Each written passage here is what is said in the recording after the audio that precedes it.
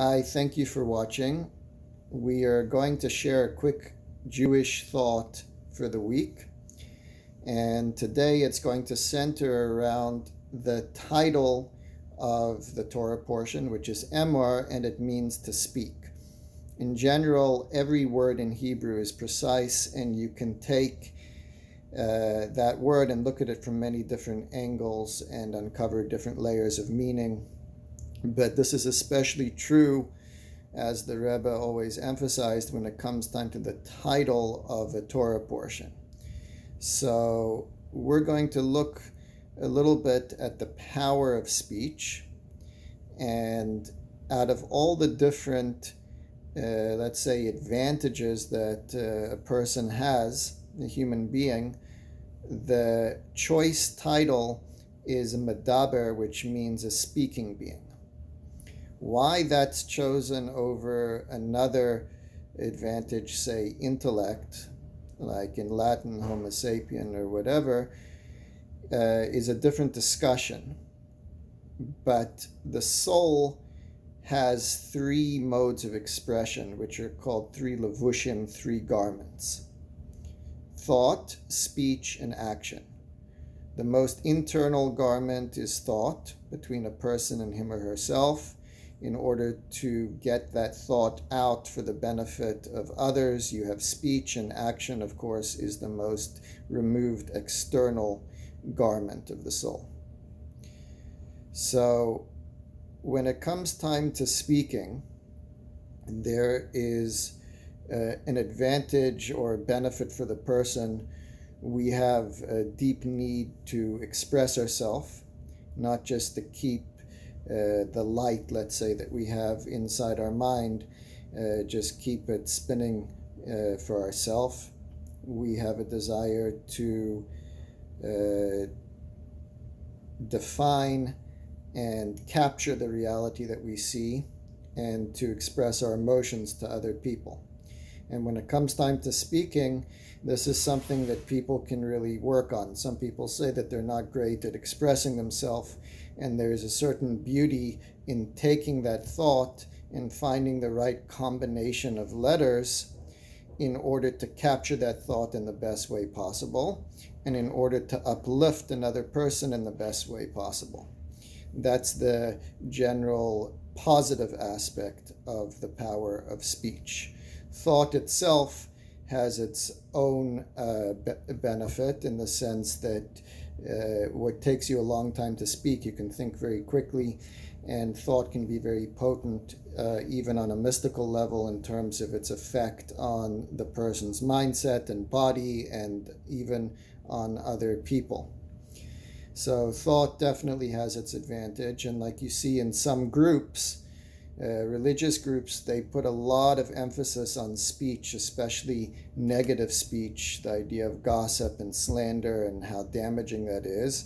In Chabad, they kind of move back to where does speech come from. Speech has its origin in thought. So instead of putting all the emphasis on rectifying what you say, but you're walking around, let's say, for example, thinking negatively about people, go to the source and refine the way that you think, instead of working on, I can't stand this person, but I'm going to refrain from telling somebody else what I think. Adjust the way that you look at the world or look at somebody, and that's focusing more on thought. But let's get back to speech for a second. The idea of speech is not only to be precise with your words, but speech is ultimately defined by revelation. It's taking something from a state that was previously hidden and exposing it and revealing it into the world. That's one of the reasons why speech is the prime analogy for creation. When it comes time to saying that God created, it uses the metaphor of speech, because the simple idea of speech is bringing something from a state that was previously concealed and having some effect on the outside, or bringing to a state of open revelation where others can benefit. So the idea of speech being revelation works in many different ways. There is a famous statement of the Baal Shem Tov that when somebody talks negatively about another person, they kill, like 3 people are killed. The speaker, the one that hears it, and the one who the person is speaking about. So obviously the speaker is damaged in the sense that it's just not good to pollute yourself with that type of talk. You have to be careful about your words, and the person that hears it is damaged because now they'll never be able to look at the other person the same way without remembering what was just told to them. And the question is, though, why the third person is damaged? Why should the person that was not even in the room be damaged by that type of negative conversation, slander, gossip, or whatever that is? The simple reason is the reputation. But even if you take that away, you have on a mystical level the idea that the person is damaged because speech is revelation. Revelation means that you take something from thought, and as long as it's in thought, it's in the hidden world. But then when you go and you express that idea, you move your mouth and the sound waves, and somebody else hears and interprets it, and you release that information into the world, that has a positive effect and a negative effect. If you're saying something good, then you can actually influence the reality to turn out that way. If you're speaking negatively, the same thing. And if you're speaking about a person, what that does is that takes a dormant quality that's in the person that could be in line with reality. That person may have that characteristic, but the more you speak about it, the more it kind of magnifies that and brings it out inside the person.